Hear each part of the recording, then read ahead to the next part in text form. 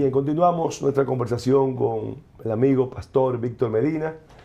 Víctor, nos iba contando, nos iba a hablar sobre una cronología Sí. del tema que veníamos tratando. Vamos a seguir en ese punto. Mira, es bien sencillo y rapidito para fines didácticos. Hablamos de la agenda, hablamos Claro. de paradigmas ideológicos que se van rompiendo. Y ojo, hago un paréntesis. Conocemos claramente que de este lado ha habido mucha impostura teológica también y dogmática, y yo reconozco eso.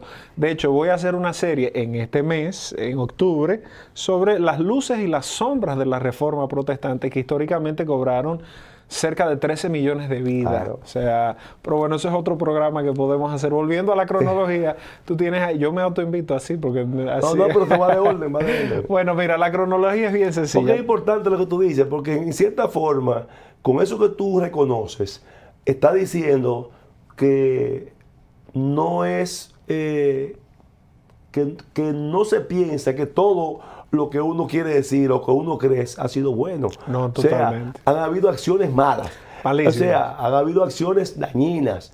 Pero en el Totalmente. fondo, lo que uno sí cree, en el caso mío y en el caso tuyo, es que lógicamente los valores y la aceptación cristiana está por encima de las acciones particulares de cada quien, incluso tuya y de mía. Totalmente. Que somos seres mortales llenos de defectos. Correcto. Y con miles de pecados. Totalmente. Mira, recientemente tuve a Bergoglio, al Papa, reconocer más de 230,000 casos de abusos infantil, pero eso es poca cosa en relación, claro, sin desmeritar la gran atrocidad que es esta pederastia, pero o sea, yo te podría hacer un análisis quirúrgico de la realidad de la iglesia a lo largo de la historia y tú te vas a encontrar con muchas tripas sucias, tal cual es el ser humano. Ahora, yéndonos a lo que es trascendental, que tú dices, o sea, yo puedo mañana salir en un escándalo y eso no deja de hacer que la verdad sea verdad por encima del individuo. Volviendo a la cronología, bien sencillo, tú tienes en el 1994 la Conferencia del Cairo. Fíjate cómo todo se va construyendo. El Papa Emérito, Joseph Ratzinger, hizo una alusión a la década de los 60 y a ese tema de la revolución sexual en la curia, de cómo esto fue permeando y lo sitúa en esa década también. Tú tienes 60, 70, la década de los 80, no mencionamos todas las guerras, Bagdad, el Golfo Pérsico, más adelante, ¿verdad? Estas guerras que están todavía dentro del siglo XX, pero tú tienes la caída del muro de Berlín. Esto es en la década de los 80, ¿verdad? Se cae este muro, esto va a representar, mi generación no entiende eso, porque nosotros estábamos probablemente recién nacidos en esos momentos, pero eso tuvo un impacto impresionante en el mundo. Esa caída comienza a derribar barreras, no solo geográficas, sino barreras ideológicas. Esas barreras, después de ahí, vuelvo al punto, tú tienes en el 94 la Conferencia del Cairo, en el 95 en Beijing la Conferencia de la Mujer, después tienes los objetivos del milenio en el 2000, que fueron en Nueva York. Revísalos para que tú veas cómo van con una agenda, tema de igualdad, que yo también creo como tú, y yo creo que en la Biblia vemos a Dios crear en igualdad de condiciones al hombre y a la mujer. Sin embargo, la gente tilda la Biblia de machista y eso hay que separar una cosa cultural de un acto teológico. Por eso es para no digresar, eso es otra discusión enorme. El punto está en que en el 2000 tú tienes estos objetivos del milenio que se va inoculando claramente el tema del replanteamiento de roles en la sociedad. Ya no es el elevar a la mujer a una posición, es replantear los roles. Tú tienes en el año 2010 el informe Rialtor de la ONU, donde empieza el tema de la agenda en las escuelas. O sea, el tema de educar. ¿Y qué dicen los estudiosos de la conducta? Que el niño de 1 a 7 años va conformando su personalidad y otras teorías de que obviamente nuestra personalidad es maleable mientras vida tengamos, pero mientras somos niños hay una esponjosidad, una plasticidad mucho mayor. Pues ahí empieza esa agenda. Fíjate que en nuestro país en el 2015 el otrora ministro de Educación, Amarante Baret, va a plantear o va a traer junto con Pro Familia el tema de Hablemos, aquel manual que planteaba creo que 9 o 14 tipos de género, no recuerdo cuánto, pero planteaba una cantidad que en ese momento era enorme. Hoy se habla de 90 o de 110 tipos de géneros. Aún planteaban 14, solamente se divulgaban 3 o 4. Y aún siendo una barbaridad 14, que era mucho más, uno no sabe cuáles son los términos ya, porque a mí no me llegan a la cabeza tantos términos que hay. Pero solamente se hablaban de 3 o 4 términos principalmente. Se dejaba por debajo una cantidad de cosas más. Continúa. Tú vas viendo en la agenda de las comedias en Hollywood, tú vas viendo en Cartoon Network, tú vas viendo las producciones, por ejemplo. Ahora que vi que Cardi B salió en una alfombra y la tildaron de Teletubbies, los Teletubbies eran básicamente asexuales y el que se identificaba como varoncito era el más hembrita de todo. Entonces, es como una... Qué bueno que tú dijeras de esa forma, varoncito y hembrita.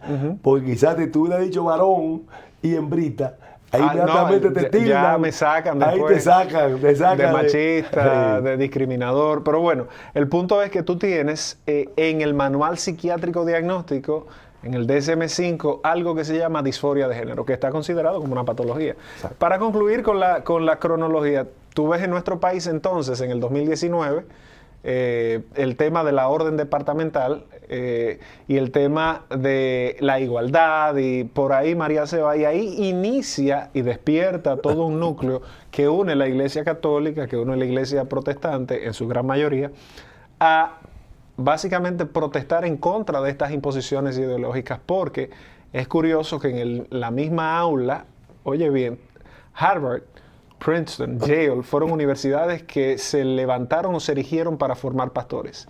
La razón por la cual se saca la escuela de teología y se vuelven, digamos, escuelas metódicas es porque va a venir el darwinismo, van a venir las ideas del método científico y demás, pero a mí me causa demasiada confusión ver que estas escuelas que sacaron a la teología por especulativa y a la filosofía por especulativa, entonces hoy en día están permitiendo la ideología que es exactamente igual de especulativa y están anulando todo lo que ellos han predicado como las mejores universidades del mundo desde el punto de vista académico-científico. Tú nunca vas a poder negar que un cromosoma XY, un cromosoma XX, entonces tú no puedes negar eso científicamente. ¿Qué vas a hacer con eso?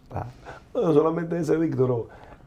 Tú, 1000 años después de tu fallecer, van a donde están tus restos y extraen tu ADN y tú sigues siendo, si tú dices, ese era un niño que había, ese era un hombre o ese era una mujer. Ahí no se dice qué orientación tenía, se dice que era hombre o que era mujer. Y lógicamente eso no tiene discusión, aunque lógicamente todavía hay gente que insiste y hay que respetarle sus planteamientos porque quizás ellos tienen su sustento que uno no lo comparte, que creen todavía que hay una vinculación genética con la orientación. Todavía hay gente que cree en eso. Todavía científicamente yo no he visto ningún estudio científico que lo haya demostrado. No, y lamentablemente la misma consigna, y esto lo digo con mucho respeto, sin insultar y sin pretender insultar a nadie, pero la misma consigna que utilizaría un mitómano o un cleptómano es exactamente si no hay una prueba científica, porque si lo hubiera el debate fuera otro. Si hay una predisposición genética no estuviéramos debatiendo esto, porque la hay. O sea, una gente mongoloide tiene una predisposición genética, una persona con síndrome de Down tiene una predisposición genética. Ahí no hay un tema ideológico, hay un tema científico. Ahora, si yo nazco y de repente, yo vi ahora una noticia reciente de un youtuber que iba a demandar a su familia por haberlo traído al mundo. Entonces son cosas que tú dices, pero eso es lo que hay que agarrarlo, llevarlo a la Plaza de la Bandera, encuerarlo y darle una pela. Literalmente, porque tú dices, pero ¿qué es esto? O sea, eso es una aberración a la razón. Yo creo que los excesos a veces como que yo no entiendo, porque sigan defendiendo su punto cada quien y traten de convencer a lo que ustedes quieren convencer con realidades, y de igual manera respeten a los que quizás no pensamos de esa manera. Yo particularmente a veces leo cosas y te repito que soy una persona extremadamente abierta a quien de una forma u otra decida una orientación de tal o tal tipo, abierta totalmente, y los respeto, y más que respeto, porque no veo tampoco ningún tipo de diferencia como seres humanos. Totalmente. Pero tú sabes lo que es, Víctor, yo a veces leer, como en algunos lugares del mundo, que están sugiriendo que el hijo llame a su madre, en vez de decirle mamá o decirle mami, decirle progenitora. O sea, yo no entiendo a veces, o sea, ¿cómo se pierde ese vínculo? O sea, de esa palabra tan sagrada, madre, o sea, ¿en qué afecta en el valor de la mujer que te digan madre? Si es lo más grande quizás que pueda... Claro, eso es parte de la desconstrucción y de la reconstrucción social que se plantea. También el tema del nuevo orden mundial, que la gente cree que eso es un mito de Hollywood. Hay una realidad tras bastidores, y yo soy la persona, tiendo a ser el menos especulativo, pero hay una agenda de control poblacional, que eso no tiene que ver con la iglesia, no es el Ku Klux Klan, tampoco es Satanás que está por... No, hay una agenda de los países principales para un control poblacional. Y figuras interesantes como la que tú mencionaste. Soros, todas esas figuras tienen sus intereses, pero bien...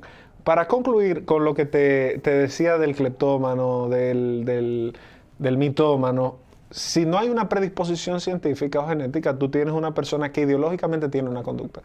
Agustín de Hipona, en el siglo V, cuando escribe sus confesiones, ¿verdad? Digamos la primera autobiografía de la época del siglo moderno o de la era cristiana, él dice, ¿por qué el niño aprende a decir mentiras sin que nadie le enseñe? ¿Por qué tú tienes que corregir a tu hijo que un día se te robó una cosa y tú lo encontraste con la boca sucia y tú tuviste que corregirlo, pero él podría a invocarse o abocarse a las enmiendas actuales diciendo, yo nací así? Claro. Pero no, tú no naciste así, tú estás haciendo algo que socialmente tiene una restricción. ¿Debo yo respetarlo? Yo lo respetaría. Sin embargo, hay un tema de compromiso conductual ahí que debe ser corregido. Es el mismo caso siempre y cuando no haya una predisposición genética. Como no la hay, entonces es un tema ideológico conductual, y eso implica ciertas salvedades. Y yo coincido contigo. Mira, los activistas homosexuales aquí, de los que conozco, Alejandro Sánchez, creo, de Amigos Siempre Amigos, creo que Sánchez, Juan Jiménez Col, hemos debatido, mira, yo creo que tenemos años, nos hemos puesto viejos debatiendo, o más adultos debatiendo, hace años en diferentes programas, televisión, radio. Juan Jiménez perdió a quien era su pareja, lamentablemente hace creo que 1 año y medio o algo. Y yo desde que vi Para no cortarte con esa anécdota histórica y real, permítanos hacer la última pausa de apenas un par de minutos para entrar en la etapa final de esta interesante conversación con nuestro amigo distinguido invitado, Pastor Víctor Medina, en apenas un par de minutos.